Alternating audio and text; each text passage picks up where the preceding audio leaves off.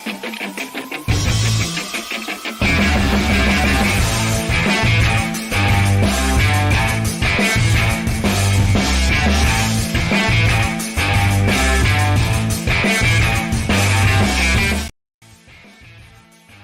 up, everybody, and welcome to the this is the Game 5 NBA Crunch Time. We're here. We're ready to rock and roll. Glad you're tuning in here, and hopefully, you guys got plenty of questions out there, so we can get through this here for about the next 30 minutes. Going to take you through kind of our thoughts on Game 5 here and how it's going to play out. For most of these things, been joined by Squirrel Patrol, joined again today, and we'll see. If it's our last or not, we don't know yet, but we'll figure it out. Squirrel, how you doing, man? Good. Yeah, we were just saying, pre-show that we kind of said our goodbyes to the NBA season in the Game 4 show. But you did actually. I remember you saying it's going to be a blowout in one direction, and it could go either way. Dallas had it. Dallas finally put that game together. But now they're going back to Boston, so we may be seeing a gentleman's sweep, but we don't know. We'll see. Yeah, would you be surprised if Boston went out there and won this thing by 30? I don't think so, But I would ask you this, though, as we get cranked up here, guys, and again, get the questions in, betting related, player props related, fantasy related. We'll answer them all for the next 30 minutes and get through this and have a good time doing it. But my question to you would be in general, is there something from Game 4 that the Mavericks did that they can turn back to that gives you just nobody's ever come back from 3-0, but does it give you a pause going, wait a minute, you know what? If they were to do this more often or execute this, then maybe they could get another win here. Is there anything in that made you think from Game 4? Not in particular. I think for DFS, I think the minutes for the big men for Dallas was something we want to pay attention to. Where like Maxi Kleber got like 23 minutes, Derek Lively got like I think 23 minutes, and Gafford only played 9. And obviously, I think maybe all of them had lost some run to blowout. None of them were playing in the fourth quarter blowout time. So maybe that's something that really made a difference. I feel like maybe the difference was just a lack of intensity by Boston, and it's not like a criticism. It's so hard, I think, if you're up 3-0, not to think like, oh, yeah, well, we're getting the rings tonight. We're going to be like, does everybody have their speech ready? And now maybe this brings them back to earth a little bit. But, now they're back in Boston. But this game matters kind of more than Game 4. Like, if they lose this one and they're going back to Dallas, that's suddenly, people are really getting nervous. So I do expect they've got to have like that intensity and focus back. But I think they will. Yeah, they've got to have it back because Dallas will. They're backs against the wall now for the second straight game. So, did you have any Jose Soriano in MLB today? I did. So yeah, he's been scratched, but we don't have another game for like another 15 minutes. Okay. All right, just checking. Yeah, I had to throw that out there before the show had a quick fill. Want to mention it? Yeah. So Josh in chat, he asked a question that I was actually, we're going to get to right now. I want to talk about it. KP, so we're getting like this report that he won't have an official minutes limit. He's going to come off the bench. He won't start. They're shaping the wording, Missoula, is as if he may actually play, but, there's the reports from the day off.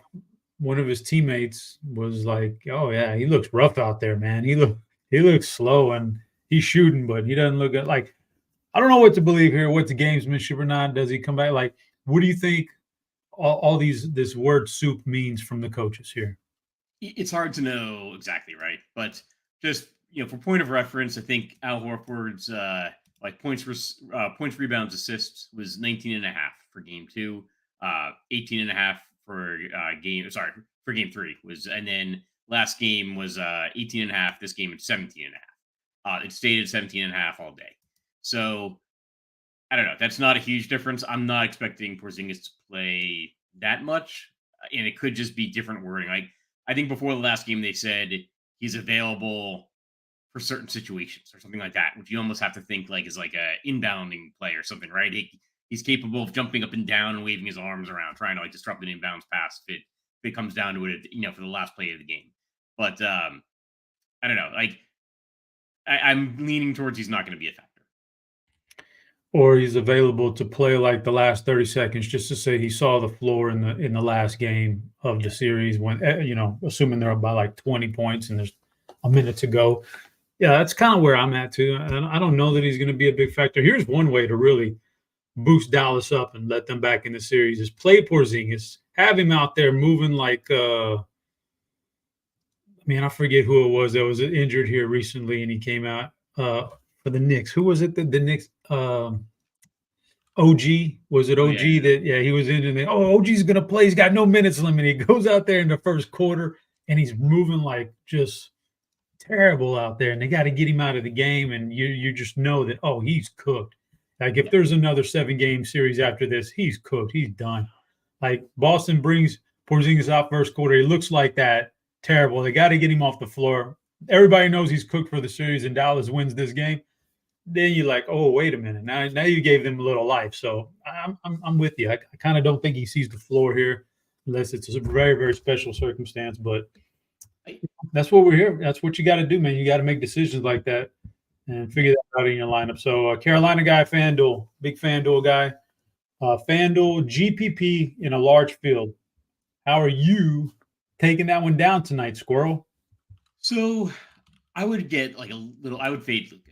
I wrote that in the expert survey, and that means if you're doing 150 lineups, I don't know if I'd go you're not playing Luka. Like maybe this is the first time I would consider not using Luka in the MVP, and maybe use him in the star position. His price went up, but his production really has not been there. The last 2 games, FanDuel points 43 points in game 3, 50.5 in game 4. That's the game they won, and that's you could definitely see Jason Tatum eclipse him with Tatum playing at home. You maybe see Jaylen Brown eclipse him. So if you want to get a little bit different, that's going to knock out a bunch of lineups if you don't use Luka in the MVP,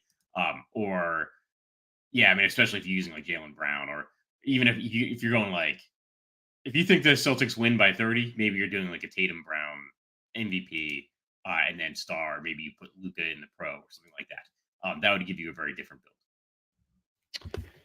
Yeah, so I would answer that, Carolina guy. I'm gonna go roundabout here. All right? You hear me out here. I'm gonna throw some stuff at you, because I'm gonna include the captain, the optimals. If you're for a large field like you're talking about, if you're going to win a tournament, you're going to have to hit the optimal, and you might be splitting it with a lot of people, but you're going to have to hit the optimal. There's just too many people, and it's just too small of a player pool. So here's some optimals for you. On DK, Luka hasn't hit the optimal in captain yet.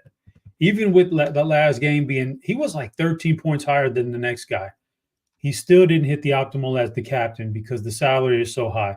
And I've been on him as the optimal captain the whole time. I've been locking him in.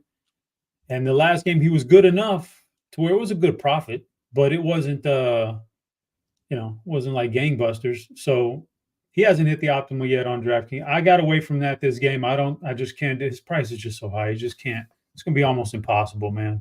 So I got away from that. So you're better off over there going with somebody in that tier just below. Tatum, Brown, Kyrie's been there one time in the optimal. Drew, maybe even a Derek White, something like that. For FanDuel, now I found this one interesting. In 4 games, Luka's been the MVP optimal only twice. I think he's been the leading scorer 3 games, all except for that blowout. Jaylen Brown's been the optimal MVP twice. So you've gotten, considering his ownership, you've done very, very well if you faded him in the MVP spot so far, especially for one of Tatum or Brown. In this case, Brown would have been the guy, but could have very easily been Tatum in either. So, yeah, I think if you want to get different, you fade Luka from the very, very top spot. You play one of the Celtics guys, and you hope you get lucky with the utilities. That's kind of like last game. It was optimal Hardaway Hauser. Well, who would have known? The whole fourth quarter. You just kind of got to get lucky. The game before that, Lively snuck in there. Probably a lot due to the Porzingis injury helping him out, and it's just a tougher matchup for Lively. We talked about that the game before that. It was Gafford instead of Lively in the utility optimal. So the utility is kind of where you got to take some weird shots at. But I'd start by fading Luka, and I kind of just we'll talk about your thoughts on this too. But I'm feeling like the Celtics run away with this tonight. So I'm centered around Celtics and captain and MVP stuff. What about how do you feel this game's going to play out? Yeah, no, I'm of a similar mindset. I think it's kind of a surprisingly like do or die time for the Celtics. Like they got to put this nail in the coffin. And so I think my favorite like captain on DraftKings, just because of the price, is probably Drew Holiday, and then it's like Derek White. The Porzingis thing is maybe like getting me off of Al Horford a little bit, but I like those like mid-price Celtics. Then it would probably be like Jalen Brown. If I'm not going with the Celtic, it's probably more like PJ Washington or Derek Lively, not so much like Luca or Kyrie. Yeah. Tyler, question in chat. Favorite DK captain? Who's your favorite DK captain? So yeah, Drew Holiday, I think. And it's just like I think the mid price important, like the mid price tier is like so important for DraftKings, just because that salary multiplier can kill you. Like if you put Luca in there and he doesn't have like a stellar game, you just don't have much salary to spend on anything else. Yeah. My favorite, I can't even name a favorite. I've got like 4 Celtics I really like. I would say that my most owned is going to be Jason Tatum. It is. I've already locked it in pretty much, and I don't think I'm changing it. It's Tatum. I just one of these two guys for the Celtics kind of have to go off tonight, or else they're in a world of trouble. So I'm going to go with Tatum, and we still haven't really. I think at this point, if the series were to end right, if it ended already, Jaylen Brown would be the MVP. But I think it could still be up for debate if Jason Tatum has a monster game and Jaylen Brown doesn't in a clinching game. What do you think about that topic? Yeah, I agree. I don't do like the prop bets for like MVP and stuff like that. I don't even know if I can in Virginia. I think there's like one thing like I can't like bet on who's going to be MVP, like stuff that's like decision instead of so like statistical performance. But yeah, I like just in terms of like my take on the series, I think it's Jaylen Brown right now. But I agree that Jason Tatum, if he has an excellent game, then I think he could sneak in there and be the MVP. Flying armbar, flying armbar has. Do we play a balanced lineup or stars and scrub on FanDuel? That's a good question.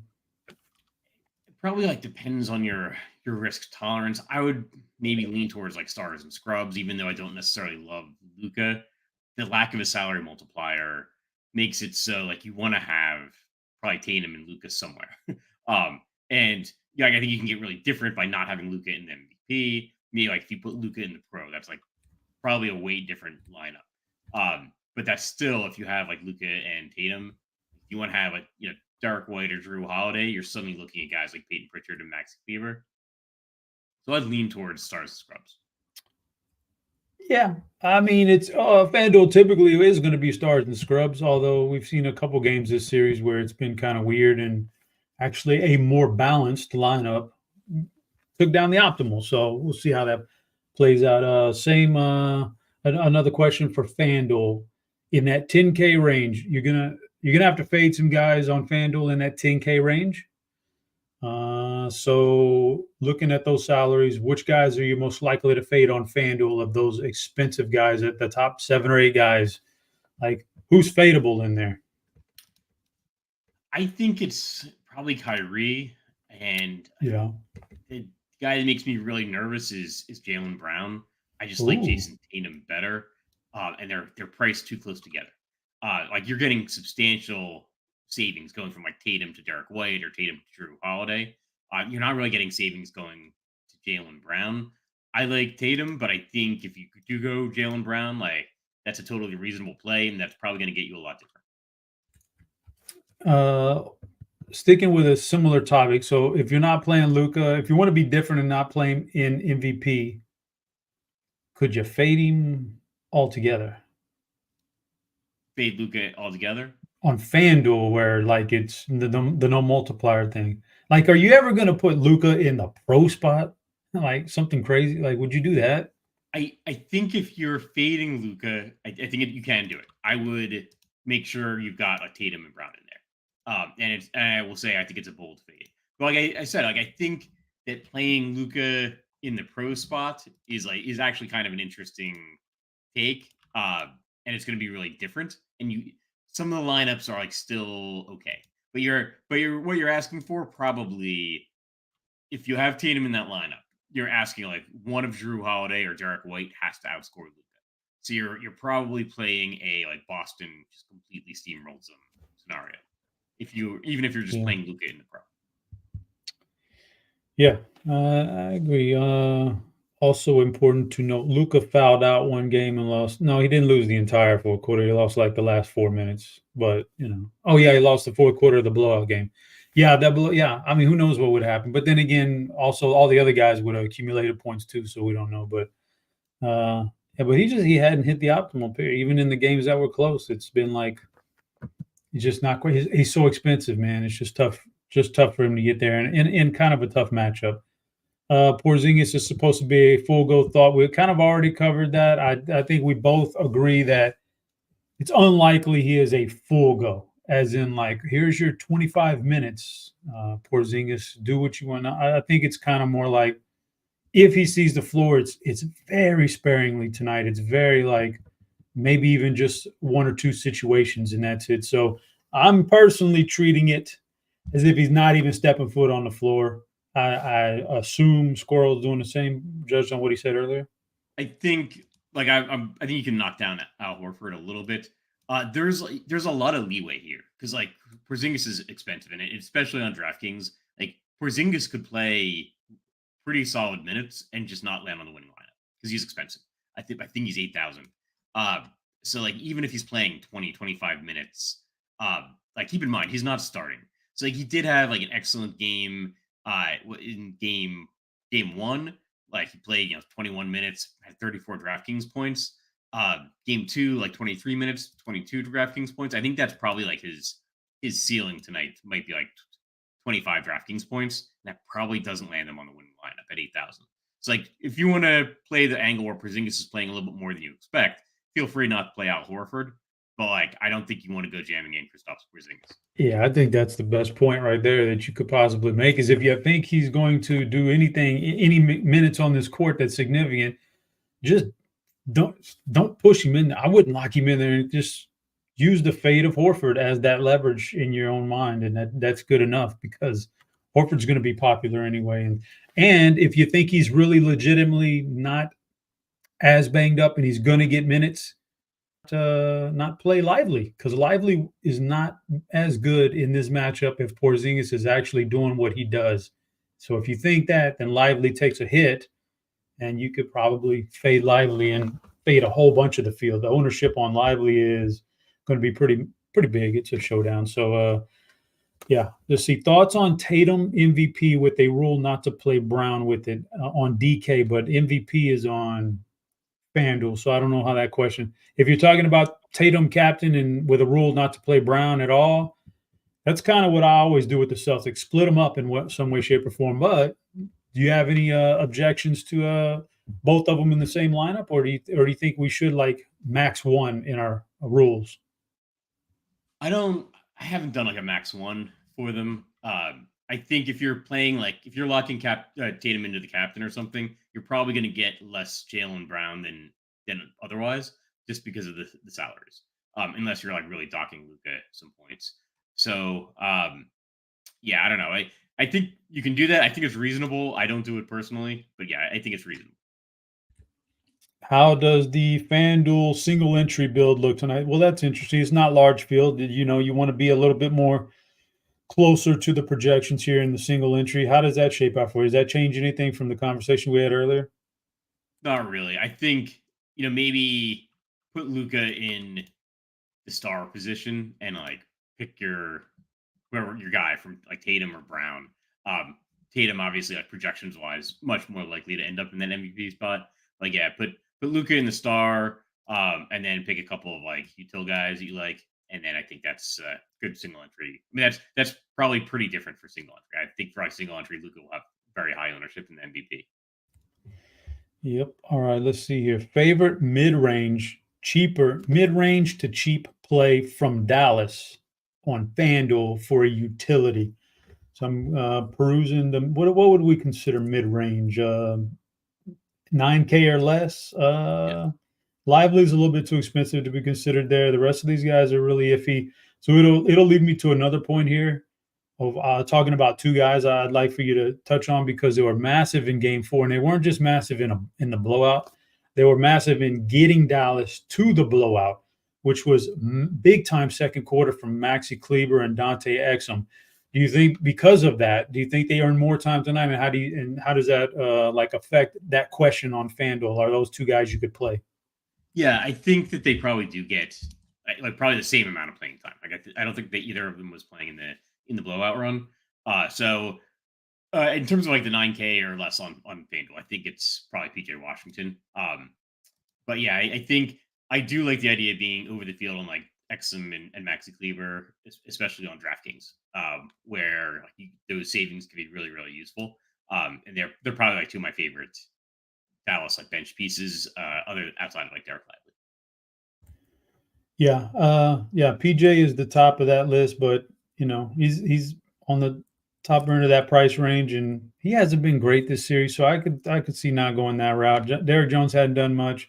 The $2 bigs, Gafford's cheap enough to fit in that range, but I'm with the cheaper guys there for Dallas. Kleber and Exum maybe carving out a big. Exum especially is interesting. He's so cheap on both sites. He played like 8+ minutes in the second quarter. Part of that blowout second quarter, they got them such a big lead they could coast the rest of the game. I don't know, man. I have a hard time figuring out, was the Celtics sleepwalking and not really caring? Was it just a fluky game? Or did Dallas kind of unlock something that now makes Boston have to come back and counter that, which is Exum is a third guard for them that can handle the ball. He's big enough, a lot bigger than Kyrie, where he can take on more responsibility defensively. He's always been a good defender. Did they unlock something? I don't know. And if so, can he, get 15 or 20 minutes for almost near min salary on these sites? It's interesting, man. So Exum's kind of like my X factor here as far as those cheap utility guys. He could have a nice game here. I don't know. Or it could have been just a total fluke and, goes out there and can't hit a shot and boom, your fantasy, you're dead anyway. So we'll find out. But those are the two guys, Kleber and Exum, I think. I have Holiday at captain and Brown and Tatum or utility. I kind of don't get that question, Don, but if you want to rephrase it, go for it. How much money to leave on the table for FanDuel? That's an interesting question because it's always tough to look up and say, I left $2,000 on the table. I gotta do better than that. What's your thoughts on leaving? How much money and when do you leave money on the table on FanDuel? It's really just preference. Like the more money you leave on the table, the less likely you are to win. The more money you are likely to win when you win. So it's just your like risk profile. Does the entry fee mean a lot to you? Like then you probably don't want to leave a lot of money on the table. Because like it's kind of outside of your hands. Like I think I said in one of the shows earlier that I got max entered one of the FanDuel single game contests during the conference finals, and I won, but I won. I finished first place, but I won $180 and lost money because I max entered. It just is what it is. It's outside of your control. It's just if you really want to take down that solo first place prize, then like play something crazy. If hey, you'd be happy doubling up your entry fee, then by all means, like don't leave any money on the table. Or the third option, which is something that's just you can max it out. Go ahead and max it out. The best lineup you feel like you got right there. Look at it and go, okay, let me switch these top three up though. Instead of maxing out with Luka and MVP, let's put Luka in pro because nobody else is going to do that, or that's going to be not as duplicated, something like that. But yeah, that's just what it is on FanDuel. That's just the structure of it, man. PJ Washington going to be chalky? I don't know, man. Like foul trouble last game hasn't been super effective this series. Do you think PJ is going to be chalky?